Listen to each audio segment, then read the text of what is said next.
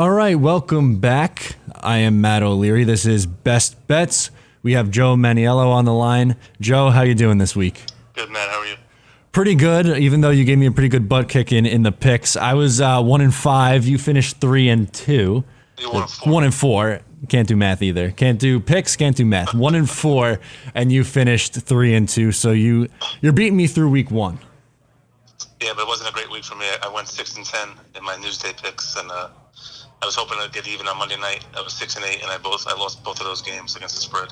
Yep. It was a tough week, but week one's always tough. So I don't really just write it off as I don't really put too much stock into it. It's just week one, and the bad news is that week two, these games, I've been doing the picks column. This is my 5th year doing it, and I think this is the toughest week I've ever seen. The spreads, eight of the games are like 3 or fewer points, and you got 2 crazy big spreads for week 2. It's one of the toughest weeks I've seen in a long time. Yeah, I definitely had a tough one going through, looking for a best bet and an upset. That's for sure. But let's start out with the Giants and the Bills because they play on Sunday. So for the second week in a row, Buffalo is coming in to MetLife Stadium this time to take on the Giants. The spread in this game is 1.5 points. Who do you like in this game? This is one of those tough games I was mentioning. Logic says the Giants, after a bad loss in week one, staring at 0-2, should win at home. But I lean Buffalo only because when I look at if you look at the 4 units, each team's offense and defense, I think the Buffalo's defense is the best out of all 4, and the Giants' defense is the worst. So I think I like Buffalo because I think their defense will do more. And I just don't know about this Giants' offense without Golden Tate. And Buffalo, they're like a scrappy team. They came back down from 16-0 against the Jets. I think that they'll build off of that confidence. And I think this will be another close game. And I had some fun on Twitter saying, watch it be 20-19, and like the Giants missed a field goal the way the Bills lost to them in the Super Bowl with Scott Norwood. I could totally see it being another close game, like a 2017 kind of game.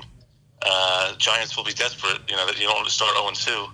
But something about that Buffalo defense, they got a lot of playmakers, and Josh Allen, he's not the best passing quarterback, but I think his ability to run, I mentioned it last week, I think that will give the Giants defense issues. And if he picks up, a few 10-yard runs, that might change the way they play him. So I'm going to take Buffalo in a close game. I think it's a toss-up game. But the fact that they're favored by 1.5 on the road, tells you everything you need to know about what Vegas thinks of the Giants. Because they should be, the Giants were a little bit better. They should be at least giving 3 at home, which is basically a push. Right. So if this game was in Buffalo, the spread would be Buffalo minus 7.5. Which sounds like a lot, right? Yeah, Buffalo's not that great, but I think that tells you that Vegas isn't a believer in that Giants defense, and why should they after they got smoked in Dallas? Yeah, I'm right there with you. I don't believe in this Giants defense right now. I think they're too young. At this point, they're a little bit too inexperienced. As the season goes along, perhaps that unit gets better, but for right now, what we saw in Dallas, I don't trust that unit at all. I really do trust Buffalo's defense, though. They looked phenomenal. They brought back 10 starters from last year. They had one guy retire, and then it's pretty much the exact same unit as last year. And they looked really, really good against the New York Jets. I like Buffalo in this game, too, so I'll take them. I think it's going to be a very close game, low-scoring game, maybe like something similar to what you said, 2017, 17-16, like an ugly, low-scoring game, but I do think Buffalo gets the edge here. I don't love Josh Allen, especially as a thrower, but he definitely makes plays, and if he cuts down on the turnovers, he should have a pretty solid week against a New York Giants defense, which is questionable at best right now. All right, so moving on to the other New York team, the New York Jets, coming off a deflating loss to the Buffalo Bills. They will take on the Cleveland Browns, who were your Super Bowl pick, if you remember, from week one. And unfortunately, I picked the Browns last week, and not a great game. You kind of hinted at that, actually, when we were talking about it, that it could be a letdown game, and it certainly did look like that in week one for Cleveland. Yeah, that was pretty surprising. Both teams had 2 of the worst losses. I wonder which loss is easier to recover from, like losing by 30 at home in your home opener, or blowing a 16-0 lead at home. I mean, they're both really bad, two of the worst losses of the year. So it's kind of odd that they're meeting the next week, especially on Monday Night Football. So it's like the disappointment bowl. I mean, there's no such thing as a must-win game this early, but you don't want to start 0-2. So especially for the Browns, all the hype, and the Jets were hyped too. So it's a really tough matchup. Another one that I had trouble even finding a winner for this, but I guess I'm going to stay with the Browns. I mean, I was on the bandwagon all year. I mean, I know people are already laughing at my Super Bowl pick, and I get it. They looked really bad, but it's just one game. It really is just one game. And maybe some of that hype did follow. Maybe there was the letdown from all the hype. Baker Mayfield played one of his worst games, and maybe the Titans are better than I thought. But I don't know about the Jets. There seems to be a lot going on there. They had to bring in a new kicker now, Sam Ficken, and Gase, and I don't really think he was calling out his players. I think he was just being honest. But the offense didn't look that great, and I'm not sure what the status is with C.J. Mosley, but I don't know. I think the Browns are in a situation where they have more to prove than the Jets. And Monday night, Mayfield, a little swagger. I think the defense will show up. I think Odell Beckham in his first game back at MetLife. It's not against the Giants, but it's still his home stadium for his whole career until last week. I think he comes out, has a big game. So it's another toss-up game. I'm not really confident in it, but I'll take the Browns in maybe a semi-high scoring game, like a 27-24, 24-21 kind of game. Yeah, I'm going to agree with you again here, 2 for 2 on this one. I like the Browns because they're coming off a tough loss. I mean, both teams are, but that team especially, I think, is desperate because they, like you said, they have all this hype, or they had all this hype in the preseason. And, that everyone was anointing them as, this team. And I was right there with them. I still think this is a playoff team. And I think that Baker Mayfield, Odell, and that offense, and Freddie Kitchens, who is a phenomenal offensive mind, they get it in gear this week. And I mean, let's face it, this Jets secondary is god awful. So they should be able to throw the ball all over the yard. I think they're probably going to put up close to 30 points, maybe a little bit higher than that. And I think that the Jets probably lose this game by 7 or 10 points. I don't think it's going to be all that close, so I'm going to definitely take Cleveland in that one. I'm pretty confident in this pick. Oh, I'm surprised. I thought you were going to take the Jets. No, I really, going into this year, I circled this game as definitely a tough matchup. Even though, yes, Cleveland didn't play well last week, still that offense is so potent. There's so much talent. I think they get it in gear, and especially against this Jets defense, which is pretty banged up now and not a good secondary to begin with. I think they're going to be able to put up some points this week. Yeah, I agree. All right, let's move to the game of the week, which we both agree is Saints at the Rams. The spread in this game is 2.5 points. Who do you like in this one? Another tough game. And one more point real fast on the Jets. Oh, sure. The Browns, I am a little worried about their offensive line. I mean, Mayfield is under pressure all game, so I think that's one positive for the Jets. But I think, like you said, Kitchens, they'll come up with some plays to combat that. I meant to mention that. But as far as the Saints-Rams, another tough game. Basically, Vegas thinks it's an even matchup because they're not even giving 3 points to the Rams. So I lean with the Saints. I picked the Saints because I just think the way that they won the Week 1 game, which was a crazy game, came back. They were down early, came back, took the lead, and they gave it right back in 2 plays, and then they won with the 58-yard field goal at the gun. I think that carries over. I think I don't believe in the letdown from that kind of game. I think that might be more of a letdown from like a Titans kind of win when you win by 30 points when you're not expected. I think that kind of win, when you such a thrilling win, that momentum and adrenaline, that kind of carries over into the next game. I think the Saints have a lot of, revenge going on in their minds with the Rams. I mean, I know the referees were the ones who cost them, but, to know that the Rams were in the Super Bowl when it probably should have been them if they made that call, I think that whole payback angle is real. So I think they're going to go there on a mission. Close game. I mean, Rams were super talented, but the whole Todd Gurley situation is kind of confounding. Yep. I think he only had 9 carries last week, and the backup played pretty well, Malcolm Brown, and the Rams won at Carolina, which is a tough place to win. But it wasn't like a convincing win. Carolina had a ton of turnovers, then gave them great field position. So it wasn't like a vintage, great road win. So I'm not putting too much stock into that. So I think the Rams could win this game, obviously. They're a great team.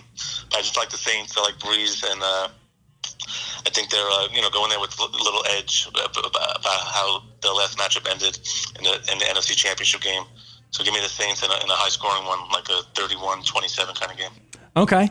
I'm going to agree with you again. As you know, the Saints are my Super Bowl pick for the second year in a row.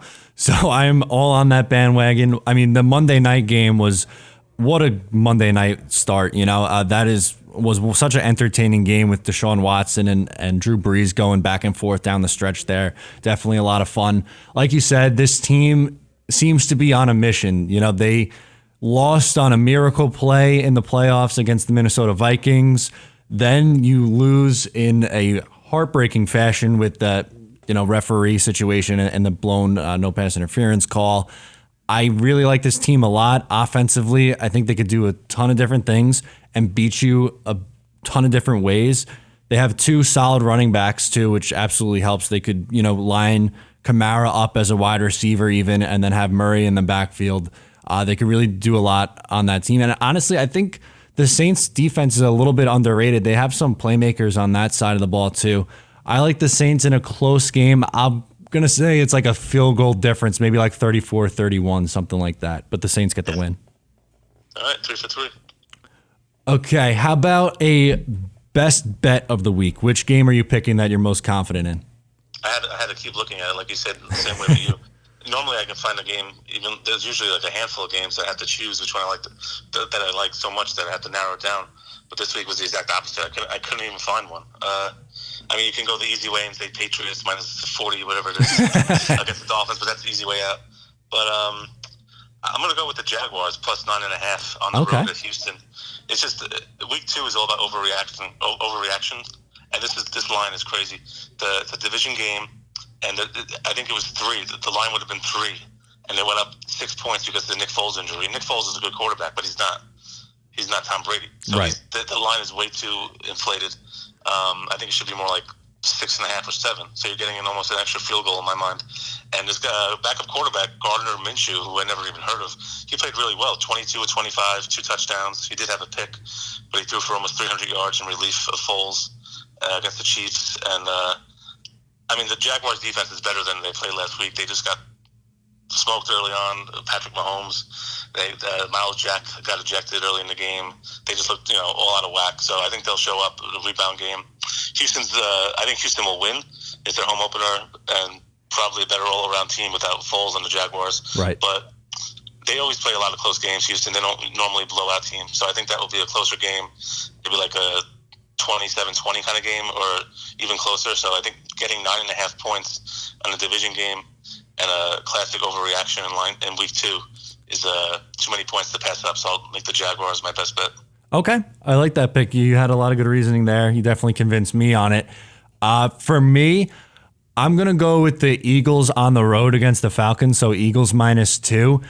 I really like their resilience in the second half of their game against the Redskins. They did not get off to a good start in that game, but they came on strong. Carson Wentz to Deshaun Jackson really started to kick in, and the Falcons did not look good at all against the Minnesota Vikings. I know it's their home opener. I know that maybe I'm on that side of overreacting with this Falcons team, but I like the Eagles defense against that Falcons offense. I think they're going to be able to contain them, maybe not to the extent that Minnesota did, but enough to win this game, at least by a field goal. So I'll take the Eagles in something like, I don't know, maybe a 27-23 game, something like that. Okay, that was actually one of the toughest games for me to pick. I originally was going to take the Eagles like you based on similar reasons, but I wound up going to the Falcons only because it's the home opener, it's in prime time, and the Eagles gave up almost 400 yards passing to Case Keenum. So I think Matt Ryan might have a big game. So I'm going to back the Falcons one more week. But I agree, they did not look good last week. No, they didn't. But like you said, I had a tough time picking a game that I was confident in. I went through 2 or 3 times and finally came away with this one. But I'm not exactly 100% confident in this one either. So the good thing about these spreads is that it's basically pick'em games. I mean, you're taking Eagles -2. The chances of them winning by 1 are so slim. So basically, all you need them to do is win the game. So it's not that out there, Exactly. So how about an upset? Which game do you like and like a dog in? Yeah, and again, it was hard to find an upset this week. There was just so many tough games to call. And I was thinking about picking the Jaguars for that one with the points, but I figured I felt stronger about that for the best bet. Okay. Game I went back to a few times. I was looking forward to this game after I looked at the schedule early on last week, looking ahead. Bears at Broncos. Okay. The Bears are giving 3 at Denver, and I just like the matchup because Vic Fangio, the Broncos coach, was the Bears defensive coordinator last year, so he knows everything about that offense just from watching Mitchell Trubisky play. I mean, the Bears offense was the worst of week 1, and I think they'll play better, obviously, and it's a semi-overreaction to think they're going to be bad again. But if you look at that team, I don't see that many weapons, and I think that the Fangio history there is one reason why I like Denver so much. But another reason is Denver is such a tough place to play. They always do well at home. I don't have the stat, but I think they've won in the first 2 games in the year. Their record's like unbelievable, and it's just a tough place to play with the altitude. And I just think that Bears offense is they have to do so much. And I like the Broncos did not look good against Oakland, but I think they'll do enough. Very, very low scoring game. So if you like to bet over-unders, I think the under is a good one in this one. That's a great point. I like the Broncos to win the game. I mean, if the Bears win, I wouldn't be shocked. They're a good team. They're a playoff team. But Denver's such a tough place to play. It's Flacco's home opener there. He didn't look that great, but they did drop a touchdown late in that game. They were in that game a little bit. And I underestimated the Raiders last week. They totally did the opposite of what I thought. I thought they'd be like hard to recover after the whole Antonio Brown drama, and it was the exact opposite. They were totally came out to play, and they played great. So I think Denver had to deal with a little bit of that. So I think that was a little misleading. I think they're better than what they showed in week 1, and on a short week, I think they'll get out there and win a low-scoring game, like 17-13 kind of game. Yeah, I actually agree 100% with you on that logic there with that pick. I don't think the Bears offense is going to be able to do all that much against the really stellar defense. So I like that pick a lot. That is not the upset pick that I went with, though. I decided to go with a road team, the Seattle Seahawks on the road in Pittsburgh. So Seahawks +4. Pittsburgh, notoriously a tough place to play. But Seattle, I don't know. So they didn't play all that great against Cincinnati. Pittsburgh didn't look good at all against Tom Brady and the Patriots, of course. But I, for whatever reason, am on this bandwagon of the Seattle Seahawks. I think for whatever reason, they just continue to, year over year, continue to be a dominant team. And I think that it's a tough matchup for Pittsburgh. Do they win the game? I would say there's a pretty good chance of it, but even if Pittsburgh wins this, I think it's by only 3 points. So that's why I'm going to take Seattle and the +4. But Russell Wilson is still one of the best quarterbacks in the game, obviously. And I think that offense is going to be able to do just enough and end up winning a very, very close game, maybe like, I don't know, 24-22, like just a 2-point difference, but in favor of the Seattle Seahawks. You're picking them to win the game, huh? Yeah, I do think I do think Seattle goes on the road and wins this game. That was another tough one for me, but I went with the Steelers because of the way they lost in week 1, 3 points. I think they're a way better team, and I just think that the Seahawks were lucky to beat the Bengals at home, and that they are great coach team, and they got Wilson, but I just think it's tough for them to travel cross country and beat the Steelers in a desperate spot. So I took the Steelers -4. I wouldn't be shocked if they didn't cover. I kind of would be shocked if they lost because I just can't see them going 0-2 after such an awful performance on prime time. I mean, Steelers play well at home. I can see Roethlisberger having a big game because Dalton threw for a career high 418 yards at Seattle. So I don't know. I mean, it should be a close game, but I like the Steelers to win by a touchdown. Okay. All right. So there you go. Week 2 picks are in. Right now, you got me beat by a significant margin, but hopefully making up some ground. Just two games. Hopefully we make up some ground this week. Joe, thank you so much for coming on, and I'll talk to you again next week. All right, Matt. Thanks. Talk to you next week.